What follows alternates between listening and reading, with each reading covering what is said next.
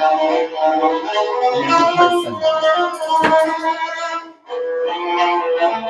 제3부 오두나무 카페는 거의 텅 비어 있었다. 창문을 통해 비스듬히 들어오는 한 줄기의 햇빛이 먼지 낀 탁자 위를 노랗게 비쳤다. 한적한 오후 2시였다. 가냘픈 음악 소리가 플랫스크린에서 흘러나왔다. 윈스턴은 언제나처럼 구석자리에 앉아서 빈잔을 들여다보고 있었다. 가끔 그는 맞은편 벽에서 그를 쏘아보고 있는 여자란 얼굴을 흘낏 쳐다봤다. 빅브러더가 당신을 주시하고 있다라는 표제어가 적혀 있었다. 주문을 하지 않는데도 웨이터가 와서 빈잔에다 빅토리 진을 주어주고 코르크 마개에 대롱이 박힌 다른 병을 힘들어 잔 속에다 몇 방울의 액체를 흘려 넣어주었다. 그것은 이 카페만이 자랑하는 정감, 옳은 사탕입니다. 윈스턴은 플랫스크린에서 흘러나오는 소리에 귀를 기울이고 있었다. 지금은 음악만 흘러나오고 있었지만 예고 없이 평화부에서 특별 공보가 발표될 가능성이 있었다. 아프리카 전선에서 전해오는 뉴스는 극히 불안했다.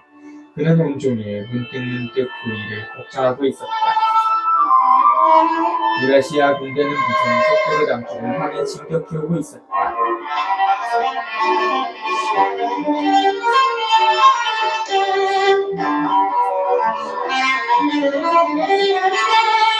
정말 같은 명확한 지역을 공격하지 않았지만 콩고 이쪽 쪽은 이미 중추지역을 바꾸는 것 같았다.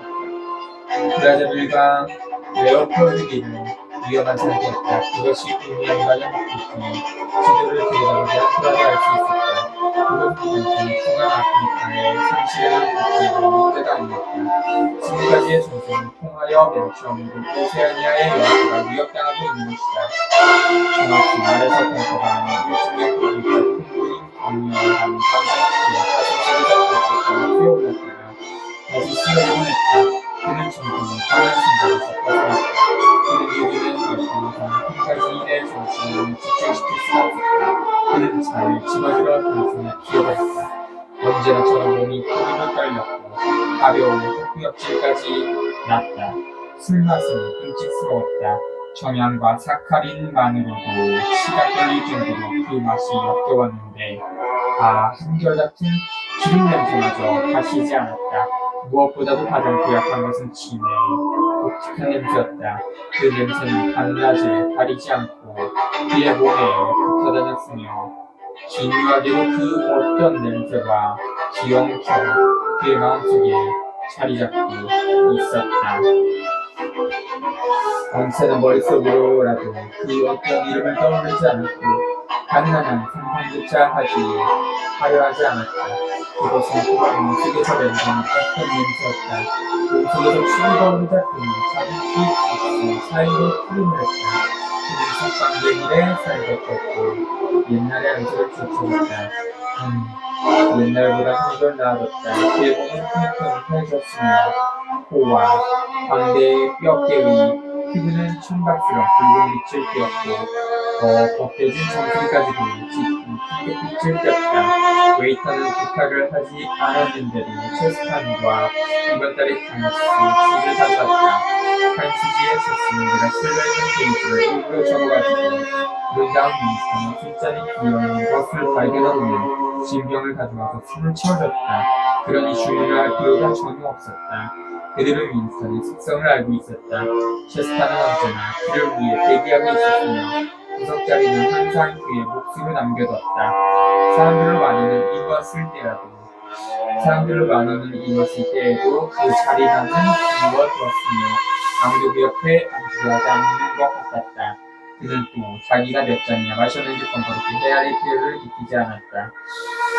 때때로 이른바 계산서라고 하는 더러운 종이 쪽지를 그 앞에 내밀기는 하지만 항상 제값보다 싸게 청구하는 인상을 줬다. 그렇지만 술값을 비싸게 매겼다 하더라도 문제가 될 것은 없었다. 그는 요즘 돈에 별로 궁색하지 않았다. 게다가 한직이긴 하지만 직장까지 갖고 있었으며 옛 직장에서보다 더 많은 등료를 받았다. 텔레스크린에서 들리던 음악소리가 그치고 대신 사람의 목소리가 흘러나왔다. 윈스턴은 그 말을 들으려고 고개를 쳐들었다.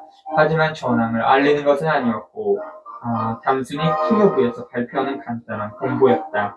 제10자 3개년 계획 중에 이전 4반기에 있어서의 부득은 목표량이 98% 초과 달성되었다는 얘기 같았다.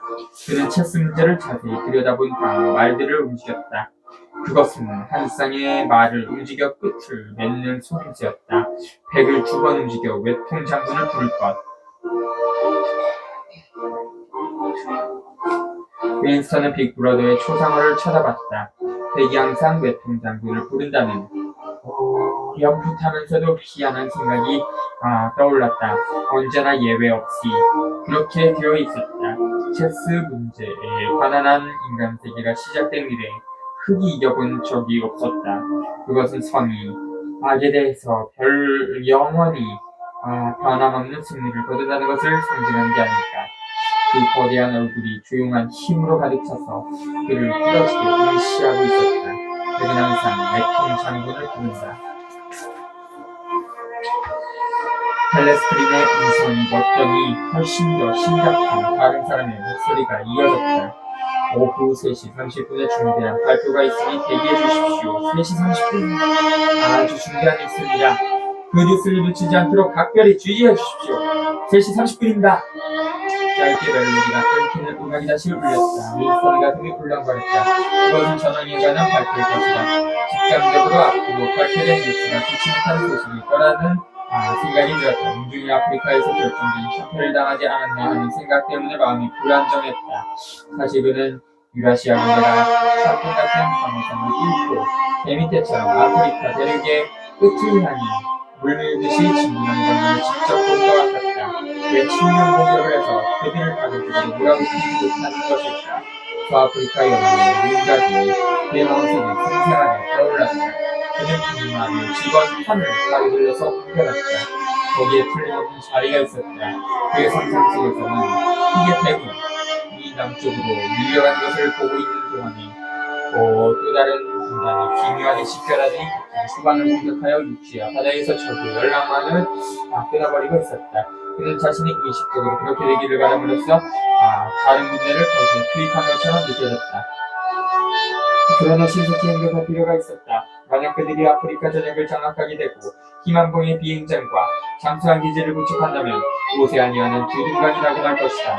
그렇게 되면 뭔가 심각한 사태가 야기되는지도 모른다. 패배, 몰락, 세계의 재분할, 당의 파도.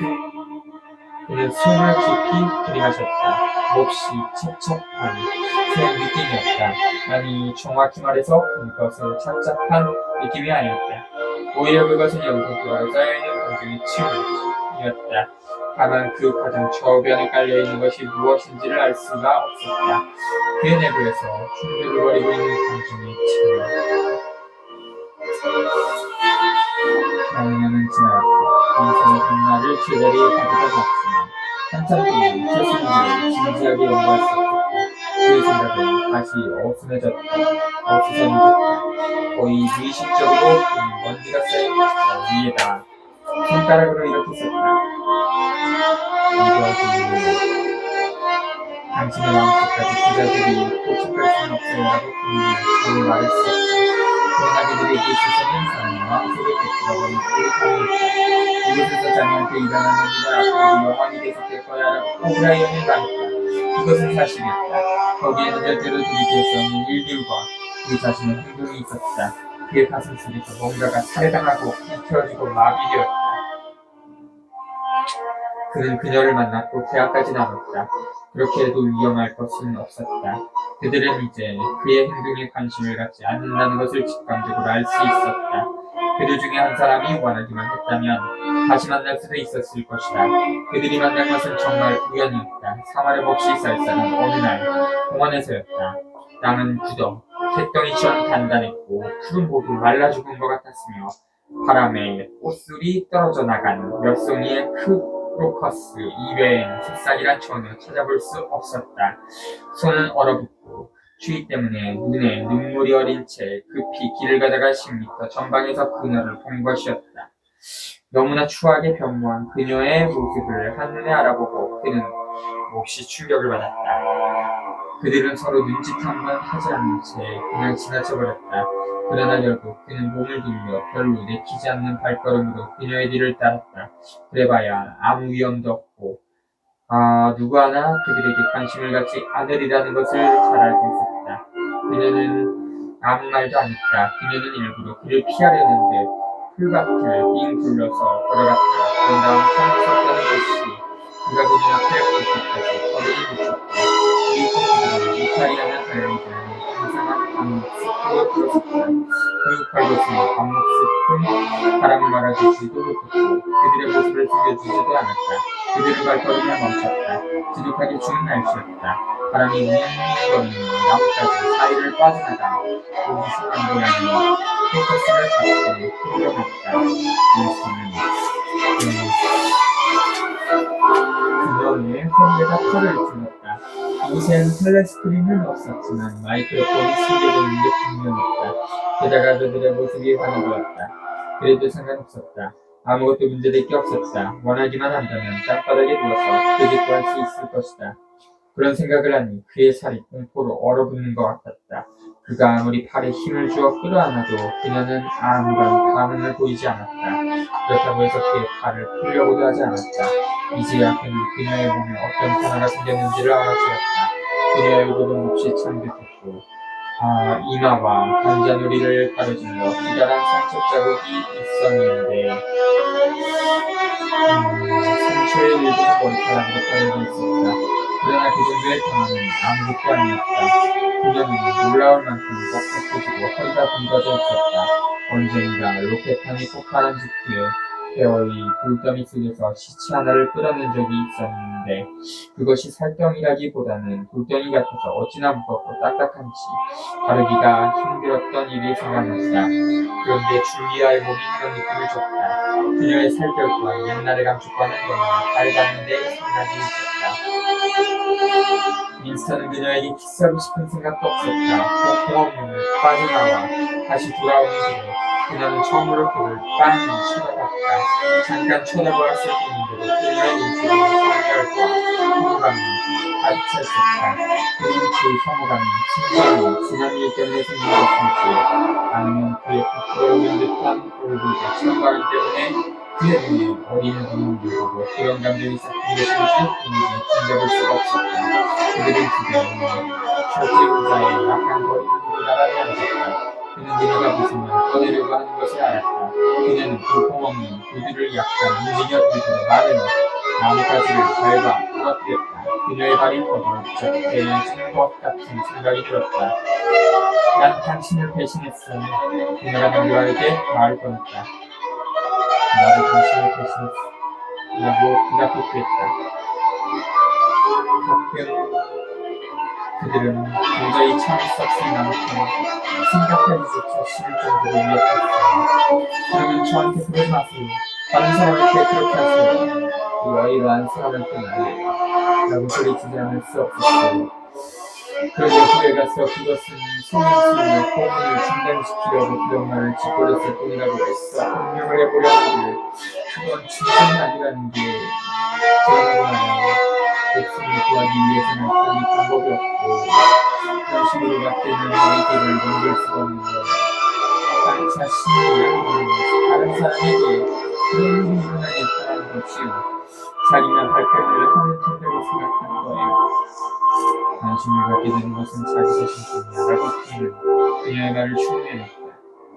그런 일이 생긴 다음에는 그 사람에 대한 감정이 더 이상 전과 같을 수는 없어요. 전과 같은 느낌을 가질 수는 없지. 더 이상 할 말이 없는 것 같았다. 바람이 불어와 그들의 얇은 제복을 몸에 시감기게 했다. 아무 말도 없이 거기에 앉아있는 것이 갑자기 어색해졌다. 게다가 날씨도 너무나 쌀쌀해서 그대로 앉아 있을 수가 없었다. 그녀는 지하철을 타고 가야 한다면서 엉덩이 말하더니 일어나서 가버렸다. 우린 다시 만나게 됐다. 라고 그가 말했다. 그래요. 우린 다시 만나게 됐어. 라고 그녀가 대답했다. 그는 약간 그녀 뒤에 처져서 한동안 머뭇거리며 그녀를 따라갔다. 그들 두 사람은 다시는 입을 열지 않았다. 그녀는 노골적으로 그를 떨쳐버리려고는 하지 않았지만 그와 나란히 걷지 않으려고 걸음을 빨리 했다. 지하철역까지 그들과 동행하려고 생각했지만 이런 추위 속에서 줄곧 따라간다는 것이 갑자기 무의미하고 참을 수 없는 일처럼 느껴졌다. 그는 줄리아를 계속 따라가겠다는 생각보다는 포도나무 카페로 돌아가고 싶은 충동이 강하게 사로잡혔다. 포도나무 카페가 이때만큼 매력적으로 느껴진 적이 없었다. 그 구석자리와 식물과 채소판과 비지 않는 술잔이 생생하게 보였고 떠오를 만큼 그리웠다. 무엇보다도 그것은 따뜻했다. 다음 순간 결코 우연만은 아니지만 몇 사람이 그들 사이에 끼어들어 그는 그녀로부터 떨어지기 시작했다. 그는 내키지 않는 발걸음으로 그녀를 따라가더라도 에스라가 입고 걸음을 늦추어 방향을 바꾸니 반대쪽으로 훅 걸었다. 무심히 꽃을 이렇게 걸어가다가 뒤돌아봤다. 거리는 그다지 붐비는 편이 아니었는데도 이미 그녀의 모습은 보이지 않았다. 찾아볼 길이 없었다. 급하게 걸어가는 열풍이 사람들 가운데 그녀가 흩어져 있을 것 같았다. 어쩌면 그녀의 눈이 기대하고 흩어졌기 때문에 뒤에서는 알아보지 못한 것인지도 몰랐다.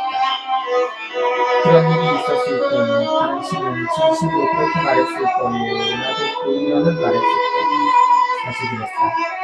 단순히 말만 그렇게 하는 것이 아니라 그렇게 되기를 마음속으로 바랐었다. 그는 자신이 받는 고통이 그녀한테로 옮겨가기를 바랐었다. 달라스프링에서 흘러나오던 단속적인 멜로디가 바뀌었다. 금이 간 듯한 야유조의 가락이 말하자면 선정적인 가락이 대신 흘러나왔다. 그러고 나서 어쩌면 실제로 그런 일이 일어난 게 아니라 소리가 비슷해서 그냥 기억이 떠올랐는지 모르지만 어떤 목소리가 노래를 부르고 있었다. 무성한 포도나무 아래서 난 당신을 팔고 당신은 나를 팔았지. 기억이 부르는 되었다. 지나치다 웨이터와 그 여자는 기억한 것을 모르는 진경을 긁었다. 그는 슬쩍 눈을 보고 연세를 맡아왔다. 스스로 마실 수부터 끔찍한 생각이 들었다. 그러나 이젠 취하도 마시지 않고 견딜 수가 없게 되었다. 술은 그에게 있어 생명이나 죽음이나 소환이었다. 매일 밤 그를 상태에 바꾸며 술을 이겨놓을 수도 없다. 매일 아침 그를 계속하는 데는 없을 수도 없다. 11시 전에 일어나는 경우는 거의 없지만 달라붙은 엉떡들과 타는 듯한 입과 떨어져 나갈 것 같은 척추 통증을 느끼며 잠에서 깨어나면 간밤에 침대 곁에 놓아둔 술병과 컵 역시는 자리에서 부정히 오문을 일으키지 못했다. 그런 다음 그녀가 지날 때까지 손으로 술병을 들고 건들거리는 얼굴로 텔레스크린에 귀를 기울이는 것이었다. 이어 오후 3시부터 영업이 끝나는 시간까지 흥분한 카페에 똑같은 듯 앉아있었다. 너무나도 더 이상 그에게 관심을 보이지 않았다. 고르다기를 불어 그 여자는 깨우지도 않았으며 텔레스크린으로부터 신호는 일도 없었다. 어쩌다 일주일에 2번쯤은 잊혀져서 먼지가 내려앉은 진리구의 사무실에다가 그것도 일이라면 일인 하찮은 서류를 주물럭거리다 돌아오곤 했다. 그는 신호사전 제11판 편찬 중에 제기된 사소한 문제점들을 다루는 수많은 위원회 가운데서 파송된 분과위원회 중에 소분과에 발령받았다. 그곳에서는 이른바 중간보고서라고 일컫는 서류를 작성하는 일을 담당하고 있었는데 윈스턴은 보고하는 내용이 무엇인지 명확히 알지 못했다. 그것은 마침표를 괄호 안에 찍느냐, 괄호 바깥에 찍느냐 하는 문제와 관련된 일이었다. 소분과에는 그 외에도 4사람이 함께 모였다가 실제로 할 일이 없다고 솔직히 인정하고는 곧바로 헤어지는 날도 있었다. 그렇지만 이따금씩 열심히 일에 매달리는 날도 있었다. 그런 날이면 의사록을 작성하고 결코 끝맺을 것 같지는 않는 방명록을 입안하는 등 거창한 소란을 피우기도 했다. 그럴 때는 정점이라고 생각되는 것에 대한 토의가 의외로 복잡하고 까다로워져서 결정사항을 놓고 미묘한 입씨름을 벌이고 매우 엇갈린 주장을 하고 싸우고 심지어 고위 당국에 이 문제를 제출하겠다고 협박까지 했다. 그러다가 갑자기 맥이 빠져서 스탁이 울면 자취를 감춰버리는 유령처럼 테이블 주위에 둘러앉아 휑한 눈으로 서로의 얼굴을 바라보는 것이었다. 텔레스크린이 잠시 조용해졌다. 윈스턴은 고개를 들었다. 발표가 있을 것이다. 그러나 아니었다. 단지 음악이 바뀌었을 뿐이다. 그의 눈꺼풀 위엔 아프리카의 지도가 떠올랐다. 군대의 움직임에 관한 도표였다. 검은 화살표가 수직으로 남쪽을 향해 뻗쳐 있고 흰 화살표의 꼬리를 가로질렀다. 그는 확인이라도 하듯 수상화 속에 침착한 얼굴을 쳐다봤다. 두 번째의 화살은 있지도 않다고 생각할 수 있을.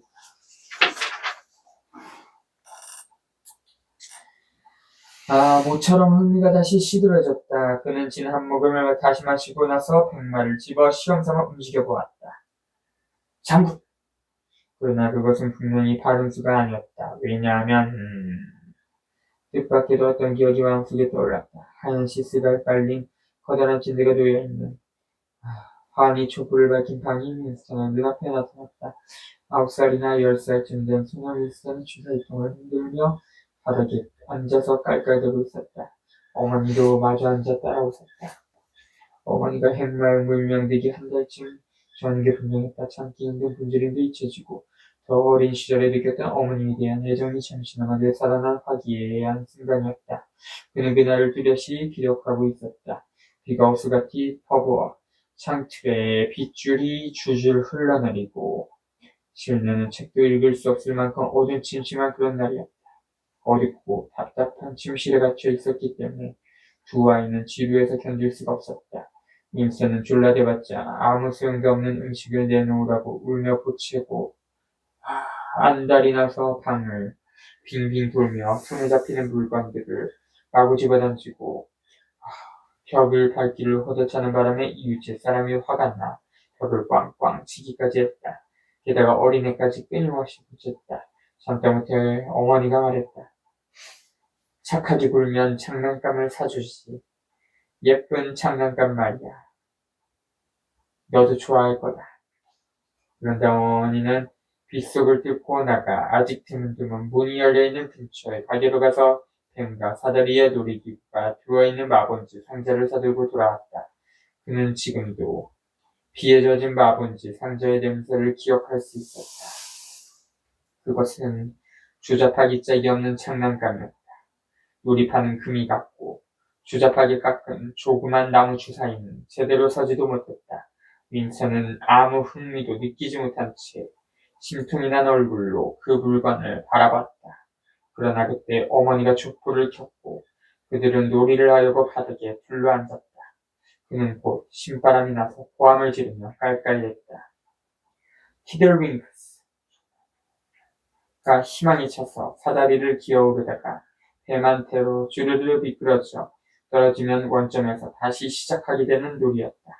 두 사람은 게임을 8판 했는데 각각 4판씩 이겼다. 누이 동생은 너무 어려서 놀이를 이해하지 못했기 때문에 베개에 기대어 앉혀놓았는데 다른 사람이 웃으니까 마냥 따라 웃었다. 오후 내내 그들은 옛 시절처럼 모두 행복했다. 윈스턴은 이런 추억의 그림자를 마음속에서 지워버렸다. 그것은 잘못된 기억이었다. 그는 가끔 이런 잘못된 기억 때문에 고통을 받았다. 그렇지만 그 추억의 정체를 파악하고 있는 한 곤란한 문제는 없었다. 어떤 일은 일어나고 또 어떤 일은 일어나지 않은 걸로 해두면 되었다. 그는 체스판으로 되돌아가서 백마를 다시 집어들었다. 그와 동시에 말은 덜거덕 소리를 내며 체스판 위로 굴러떨어졌다. 그는 바늘에 찔린 것처럼 깜짝 놀랐다. 날카로운 트럼펫 소리가 허공을 가르며 들려왔다. 공보, 있었다. 승리였다. 미수전의 트럼펫 소리가 울리면 반드시 승리의 소식이 전해졌다. 전류와도 같은 전율이 카페 안을 꿰뚫었다. 웨이터들까지도 깜짝 놀라 귀를 곤두세웠다. 트럼펫 소리에 이어 엄청난 함성이 뒤따랐다. 흥분된 목소리가 텔레스크린에서 떠들어대고 있었지만 시작하기도 전에 이미 바깥에서 터져나오는 우레와 같은 함성에 묻혀버리고 말았다. 미스는 마력과 똑같이 거리를 휩쓸며 지나갔다.